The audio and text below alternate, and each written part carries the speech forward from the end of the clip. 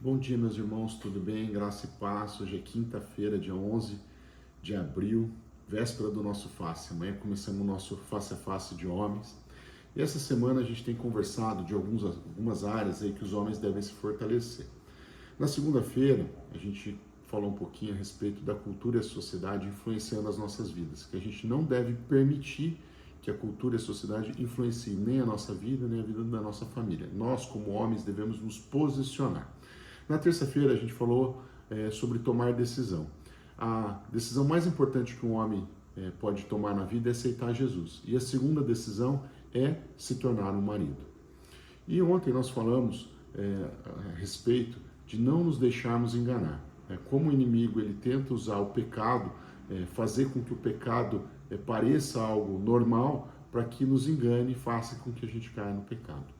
E os 3 primeiros dias a gente falou muito relacionado ao relacionamento com o marido, com filhos, ou seja, muito relacionado à família. Hoje o assunto também é importante, mas ele tem relação com o nosso caráter, com o nosso ser, com o nosso posicionamento como homem na sociedade, principalmente no nosso trabalho. E o tema de hoje é seja correto. Tudo que a gente faz reproduz o nosso caráter. O mundo hoje está de cabeça para baixo, literalmente. A gente está vivendo dias onde os líderes são mentirosos. E o pior de tudo, o povo, nós estamos aplaudindo esses líderes, né? E não há nada mais perigoso do que alguém se achar acima da lei. Eu não estou falando aqui de política, nem de político específico, nem de partido político, mas a gente não pode deixar de dizer e não podemos negar que isso acontece no nosso país, né? Políticos mentirosos que são condenados e são descondenados e estão lá, continuam no poder com índice de aprovação altíssimo. Isso gera em nós, homens de bens, um sentimento de injustiça. Aí você começa a se perguntar, mas por que eu vou pagar imposto? Por que eu vou agir correto? Por que eu vou ser correto com o meu funcionário? Por que eu vou pagar ele certo? Né? E a gente começa a querer se comparar com os ímpios. Né? Nós somos filhos de Deus, nós não podemos nos comparar com os ímpios. Né? Então, nós como filhos de Deus, a gente deve agir de uma forma diferente.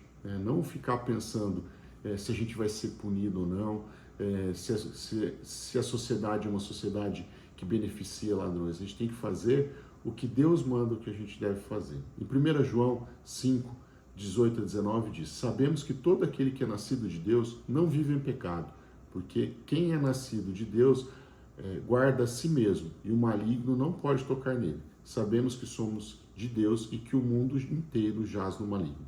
Meus irmãos, a gente é filho de Deus, nós somos comprados por alto preço. Jesus morreu na cruz por nós. Então a gente não deve se comparar com as pessoas que andam nas trevas.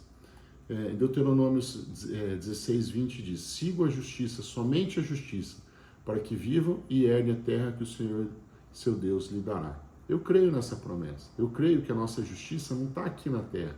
A nossa justiça está no céu. Né? Deus nos prometeu uma terra, né? A nova Canaã. E eu creio que um dia nós todos, eu inclusive, vamos estar junto com uma grande multidão, vestido de branco, louvando a Deus.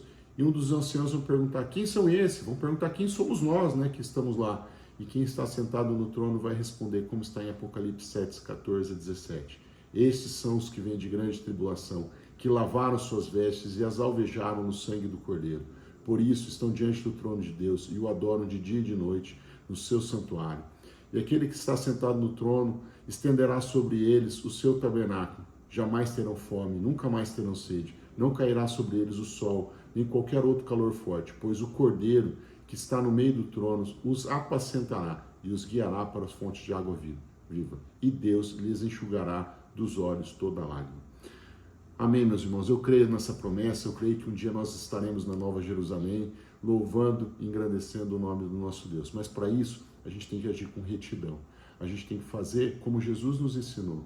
Jesus disse: dê a César o que é de César e dê a Deus o que é de Deus.